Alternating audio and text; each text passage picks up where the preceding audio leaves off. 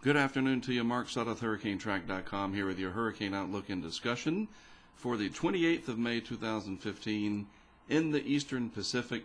We now have Tropical Storm Andres, and it is out far enough away from the southwest coast of Mexico that it is little concern to that area.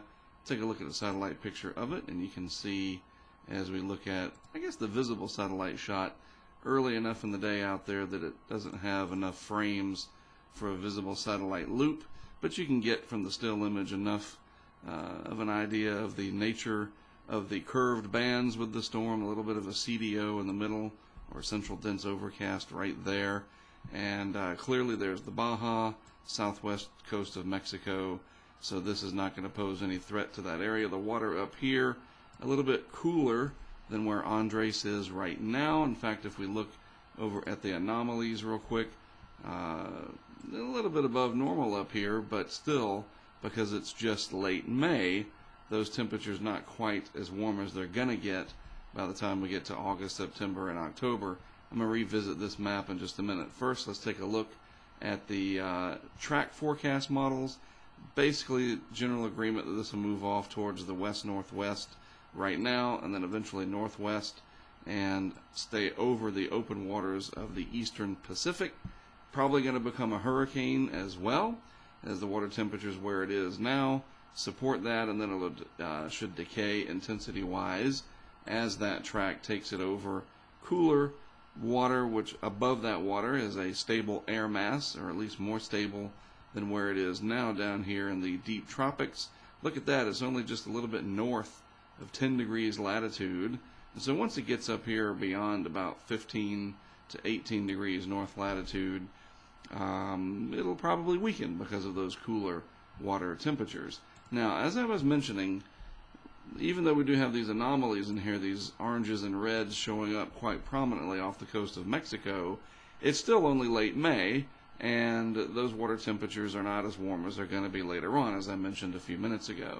So I think what's going to happen, though, is we see the Eastern Pacific very warm relative to average.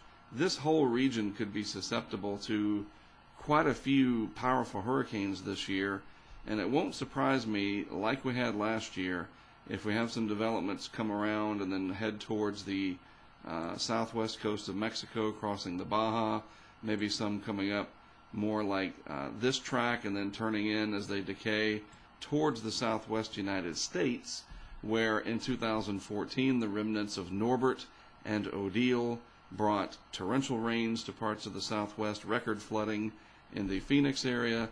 Hurricane Marie out in the Pacific sent very strong, substantial sets of swells towards the Southern California coastline, and that resulted in some damage.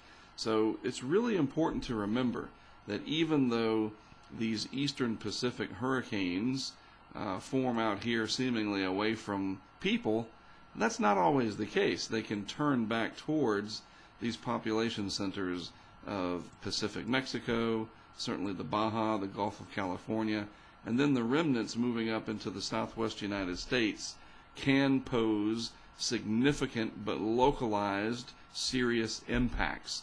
So again, as we round out Hurricane Preparedness Week here, folks in the desert southwest, even in Southern California, and certainly in coastal and interior Pacific Mexico, remember, tropical cyclones have several different weapons that they can hit you with.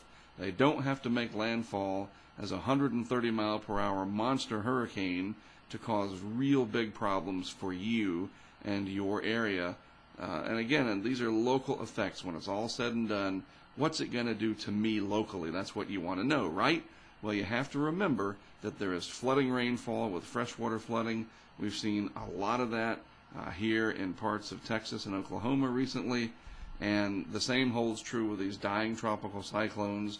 The mountains of Mexico wring that moisture out. You can get flash flooding, and that moisture can make its way up into the southwest United States, and we can have some very dire consequences, especially if people don't pay attention and aren't aware of what can come at them from the tropical Eastern Pacific here. So just keep that in mind. Yes, we still have the threat of powerful landfalling storms right along the coast for areas like Cabo San Lucas, Zihuatanejo, Manzanillo, and those regions, Acapulco. Absolutely, the threat of a direct hit is a big problem too, but further inland, I don't want people to ignore the rainfall threat from these eastern Pacific cyclones, which will probably be plentiful this year. So that's a look at the tropics, the Atlantic Basin, nice and quiet. I will start with a live update on Monday, June 1st, here from my new office in Wilmington, North Carolina. Start doing these updates live, which should be exciting on a lot of levels. And we'll begin the Atlantic hurricane season on Monday. And for the most part, these updates will be daily, except when there's really nothing to talk about.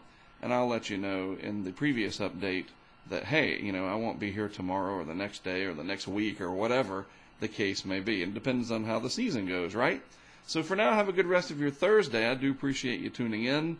I am Mark Sudduth, HurricaneTrack.com. I'll produce another video blog tomorrow as we track the Eastern Pacific's first tropical storm.